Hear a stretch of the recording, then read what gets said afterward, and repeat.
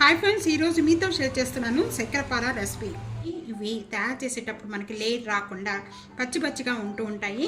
ఈ విధంగా రాకుండా కొన్ని ట్రిక్స్ అనేది ఉన్నాయి, లాస్ట్ వరకు కూడా చూడండి.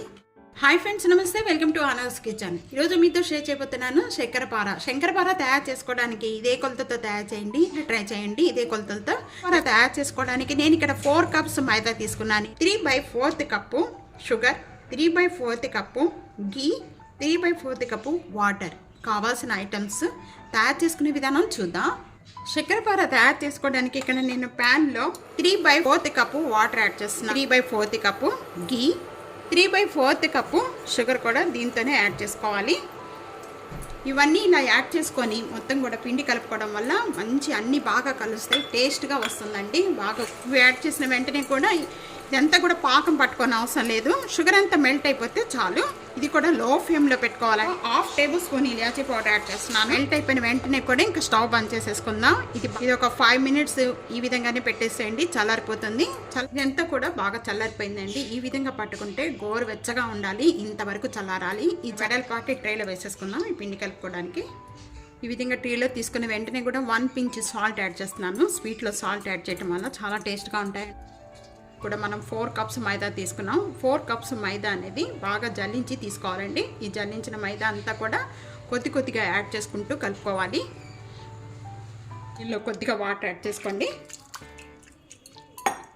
ఇదంతా కూడా చపాతీ పిండిలాగా సాఫ్ట్గా కలుపుకున్న వెంటనే కూడా ఇదంతా కూడా ఒక 10 మినిట్స్ వరకు కూడా దీని మీద మూత పెట్టేసి రెస్ట్ ఇచ్చేద్దాం.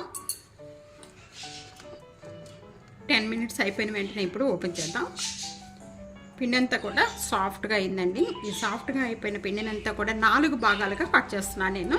ఈ విధంగా ఉండలాగా చేసేసుకొని ఇక్కడ మనం చేసుకున్న ఉండంతా కూడా పీట మీద పెట్టేసుకొని చపాతీ ఫోల్డింగ్ చేద్దాం. ఇలా మధ్యలోకి ఇలా ఫోల్డింగ్ చేయటం వల్ల ఏమవుతుందంటే లేయర్గా వస్తాయండి. మొత్తం కూడా ఇంత మందంగా చేసుకోవాలి.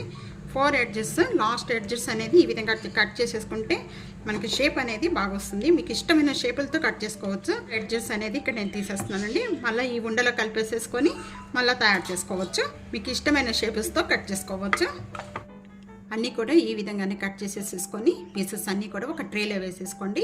శంకరపార అన్నీ కూడా ఈ విధంగా రెడీ చేసి పెట్టేసుకోవాలండి.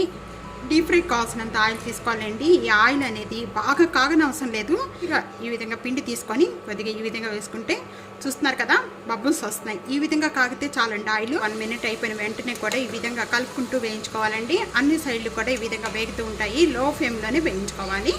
ఈ కలర్ వచ్చే వరకు కూడా వేయించుకున్న వాటిని మొత్తం కూడా ఒక స్టెయినర్లో తీసేసుకుందాం. అన్నీ కూడా ఈ కలర్ వచ్చే వరకు కూడా వేయించుకోవాలి. మిగతాయి కూడా ఈ విధంగానే కలర్ వచ్చే వరకు కూడా వేయించుకోవాలి. తప్పకుండా ఇదే విధంగా ట్రై చేసి మీకు ఎలా వచ్చింది అనేది కామెంట్స్లో తెలియజేయండి. సబ్స్క్రైబ్ చేయడం మర్చిపోతే ఫ్యామిలీతో ఫ్రెండ్స్తో వీడియోని షేర్ చేస్తూ వీడియోని లైక్ చేస్తూ ఉండండి. Thank you for watching.